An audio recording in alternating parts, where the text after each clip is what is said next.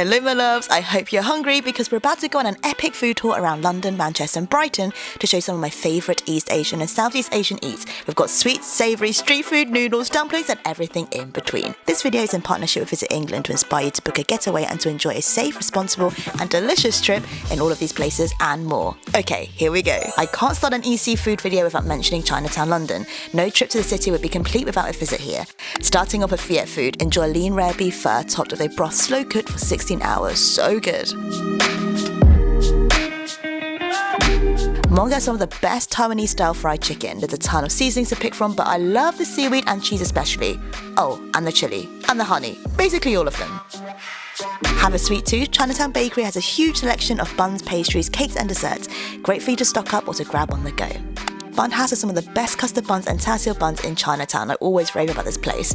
And Dai Wan 100 has great takoyaki. Watching it get prepared in front of you never gets old, does it? Looks so good. And for red bean taiyaki, you'll want to head to Bake. Hungry yet? I definitely am looking at this. Fancy Taiwanese beef noodles, Dai Wan Old Tree is a family-run restaurant. It's tucked away and is a hidden gem in Chinatown, but it's well worth searching for. I love the fried chicken and the bao too. Ready for flavourful spice, CNR Cafe serves up a great selection of homemade Malaysian Chinese food. It's hard to just stop at the laksa, let me tell you that. My favourite easy supermarket to stock up on veggies, dumplings and snacks is SeeWoo. There's a lot of choice on offer and I've been going ever since I was a little girl. And now, time for dim sum, baby. Dumplings Legends are well known for their soup dumplings and it's extra special when you watch the dim sum chefs at work. It's a great spot to visit in the evenings as they're usually open until late and they have karaoke too. And now for my favourite soup dumplings in London and one of my all-time favourite restaurants in general, Dim Sum and Duck in King's Cross. I always rave about this place and with good reason. If you want to splash out on dim sum, Royal China Club is another favourite. High quality food, whether it's for dim sum or the evening menu. They also serve traditional Cantonese food and the quality is consistently good. I also recommend the black truffle steamed egg if you're feeling extra bougie.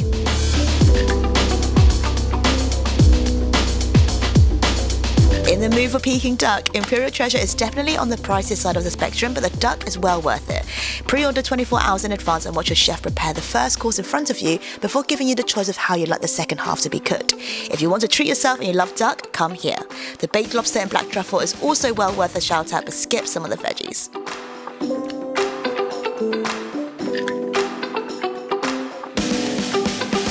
Want to enjoy Japanese omakase and wagyu? Engawa is the place to go. It's beautifully presented, delicately done and very delicious. There are also vegetarian options too. So tonight we are going to go to Katsute 100, which you know is one of my all-time favourite places in London. But tonight we're going to go and try the evening offerings of sake. They've got plum wine, they've got cocktails, they've got Japanese whiskies. Love a Japanese whiskey. So I thought I'd show you one of the best and hidden gems of London of where to get some of the best drinks and not a lot of people know about, especially if you love Japanese whiskey. Ready? Ready. Time for hot pot. There's always hype about this place and for good reason. Exceptional service, there's a lot of ingredients on offer and I love the choice of broths as well. And there's also a sauce station that reminds me of Hong Kong. I love it so much. So I want to come again and again, but it's hard to get a table. So yes, you've been warned.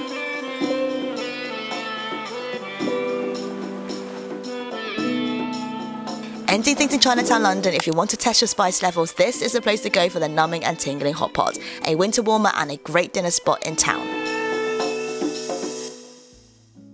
Moving on to Manchester. If you're in Chinatown, you have to visit Happy Seasons for their roast meats. Their roast meats are famous for a reason, some of the best I've had, and I recommend booking and reserving them in advance.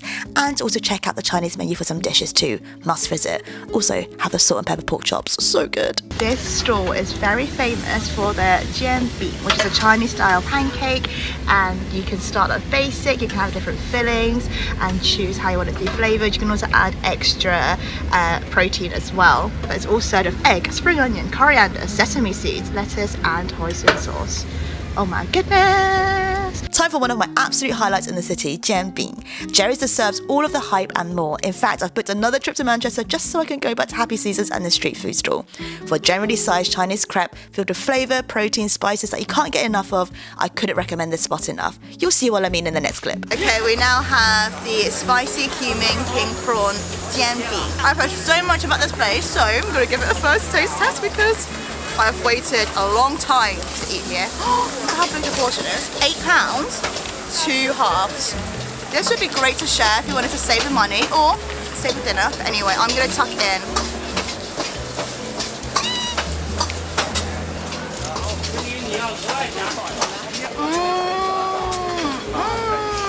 It is so flavorful. Oh my gosh.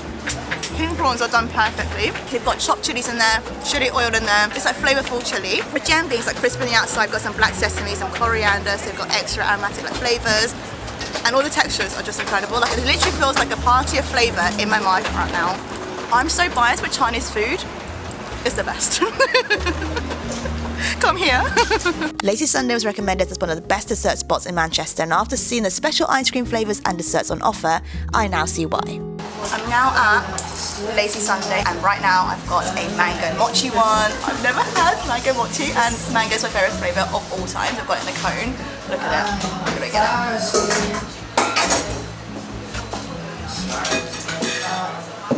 So good. It's got that chewiness from the mochi and the mango.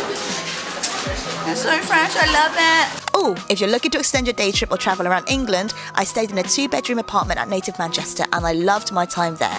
They also have apartments in various locations in London, Edinburgh and Glasgow. It has a boutique hotel filled with the flexibility of living in an apartment and it's super cool inside. Ending with 2 favourite easy spots in Brighton, but I need to go back to show you even more. Hong Kong Place was a new discovery last year and I went twice in 3 days. I love the wonton noodles, Hong Kong milk tea and egg waffle. I've been going to Sushi Garden ever since I was little and I'm pleased it's as good as I remember it. I always end up coming back here when I'm in town. And that's all folks, a selection of some of my favourite East Asian and Southeast Asian eats, and I can't wait to keep showing you even more. Which places out of the list are you looking to visit and which ones do you recommend and where should I go next? Let me know and thanks for watching. Bye bye!